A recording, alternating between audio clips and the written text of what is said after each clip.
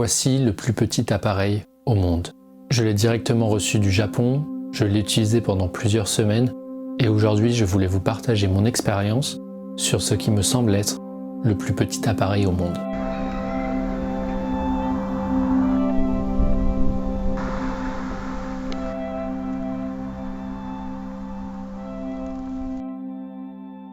Il y a quelques semaines, mon frère a eu la chance de pouvoir aller au Japon. C'est un endroit assez reconnu dans le monde de la photographie, car c'est le pays d'où viennent les plus grandes marques, telles que Nikon, Fujifilm ou encore Sony. Mais c'est aussi un pays qui est fan de gadgets.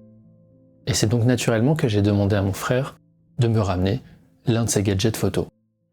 Et plus particulièrement, j'avais envie... Attendez une seconde.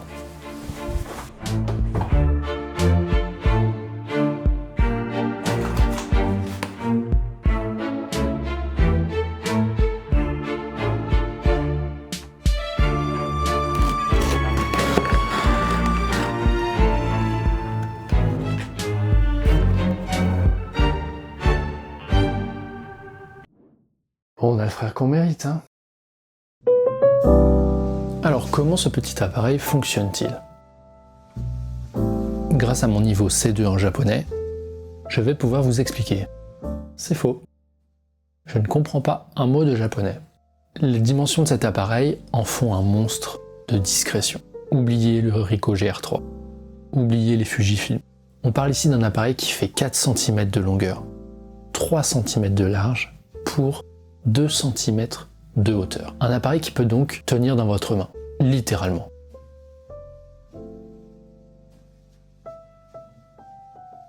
La première chose à noter sur cet appareil, c'est la présence, à l'arrière, d'un écran. Cet écran, il permet d'avoir un retour direct sur la scène. Mais s'il y a un écran, c'est pour une raison particulière. C'est parce que cet appareil est capable à la fois de photo et à la fois de vidéo. Vous m'avez bien entendu, il est capable de vidéo. Avec cette taille, oubliez l'œilleton, oubliez les boutons de réglage. Ici, on a un aspect minimaliste. En cliquant sur un simple bouton, on peut passer du mode photo au mode vidéo. Et ça, je trouve que c'est incroyable en termes d'expérience utilisateur. Et je trouve même que les plus grandes marques devraient s'inspirer de ce design pour proposer une expérience utilisatrice encore plus simple. Côté spec, on n'est pas mal non plus. La résolution des vidéos est en HD, avec un format en 1280 par 720 pixels, et elle permet de tourner à 30 fps. Les photos, quant à elles, sont directement au format JPEG. On reste attaché à la volonté de ce produit, qui est de proposer une expérience simple. L'appareil est aussi muni d'un objectif fixe. Et attention, on ne parle pas de n'importe quel objectif ici. Je pense que vous ne l'aurez jamais vu avant, mais cet objectif, c'est un 4,8 mm, qui ouvre à f2.4. C'est impressionnant, non? Enfin, peut-être que j'ai mal compris, parce que comme je le disais, je comprends pas le japonais en fait, donc j'ai vu 4,8 mm. Potentiellement c'est la longueur, potentiellement c'est l'objectif, on ne sait pas. Mais j'aimais bien cette idée que l'objectif était un peu très grand angle, ce qui est un peu vrai, en ressenti. Je pense pas que ce soit 4,8 mm, mais voilà, je trouvais ça marrant. Bref, après vous avoir présenté toutes ces spécificités techniques, je pense qu'il est temps de passer à la pratique. Et donc il est temps d'aller dehors.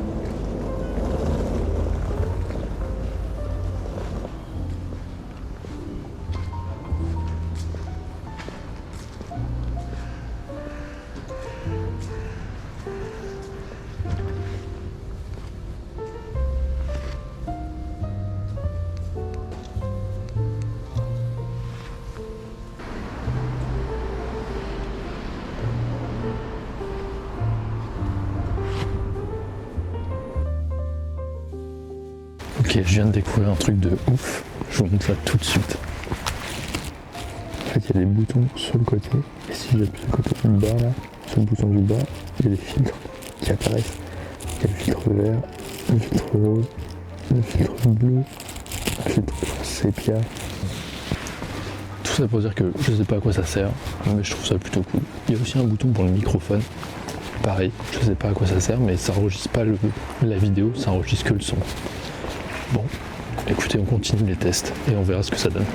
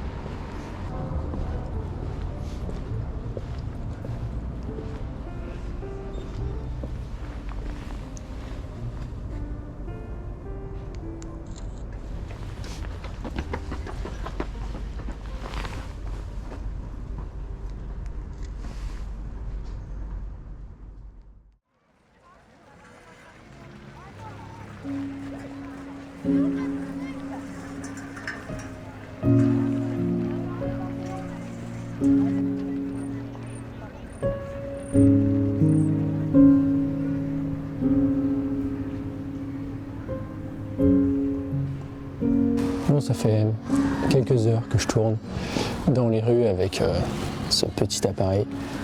Pour être tout à fait honnête, l'expérience est marrante. C'est marrant de se dire que je prends une photo avec ça, mais ça va pas beaucoup plus loin que ça. En plus, je trouve que finalement, je mettais en avant la discrétion. Je trouve qu'avec ça, c'est encore pire parce que l'écran est tellement petit qu'en fait, je suis là à regarder tout proche de l'écran ce qui se passe pour essayer de cadrer mes photos. Je sais même pas si mes photos sont vraiment cadrées. J'ai aucune idée d'ailleurs sur le rendu, mais en vrai, l'expérience est marrante. Je m'amuse un peu à le faire. Et il y a aussi ce flash qui se déclenche à chaque photo qu'on prend. Et c'est un peu insupportable. En vrai, ça se voit en plus. Là, je prends une photo. Ça se voit en plus comme flash, donc c'est assez bizarre comme principe. Et c'est la première fois aussi que je filme un peu comme ça, plus en mode vlog. Je sais pas du tout ce que ça donne. Je trouve ça marrant aussi. Ça me sort un peu de ma zone de confort. Je commence à avoir froid, donc je pense que je vais rentrer. Et puis on se dit à la maison pour un petit débriefing.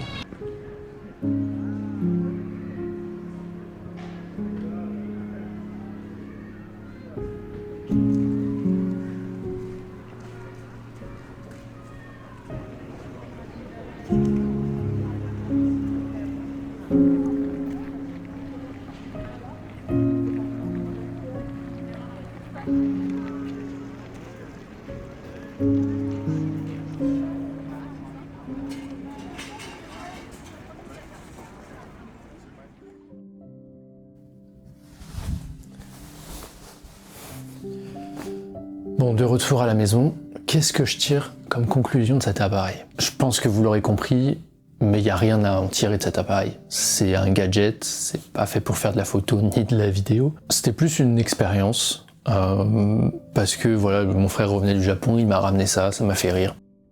Et je me suis bien marré à faire la vidéo et à la tourner et à l'écrire.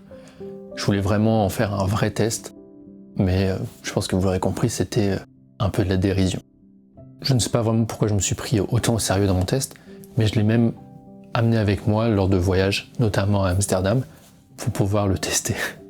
Et globalement, même si j'ai trouvé l'expérience amusante, je trouve qu'il y a quelques points qui font que l'expérience se dégrade quand même pas mal, notamment le fait que l'écran soit tellement petit qu'on est obligé d'avoir l'appareil collé à nos yeux, et donc je trouve qu'on perd totalement l'aspect discrétion parce qu'on est en train de jouer avec un tout petit truc, et en fait tout le monde vous regarde avec un regard un peu interrogatif sur ce que vous êtes en train de faire.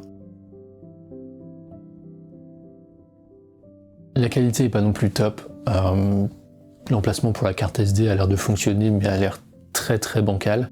J'ai pas testé non plus le branchage USB-C, mais j'imagine que c'est un peu pareil. Et en fait, plus globalement, moi ça me questionne sur l'utilité de ce type d'objet. Parce que je veux dire, il existe cet objet. Il est là, ils sont vendus. J'imagine qu'au Japon il y en a plein. il y a un écran, donc il y a forcément des composants électroniques, il y a un capteur, il y a, je disais, une entrée USB-C, une entrée SD.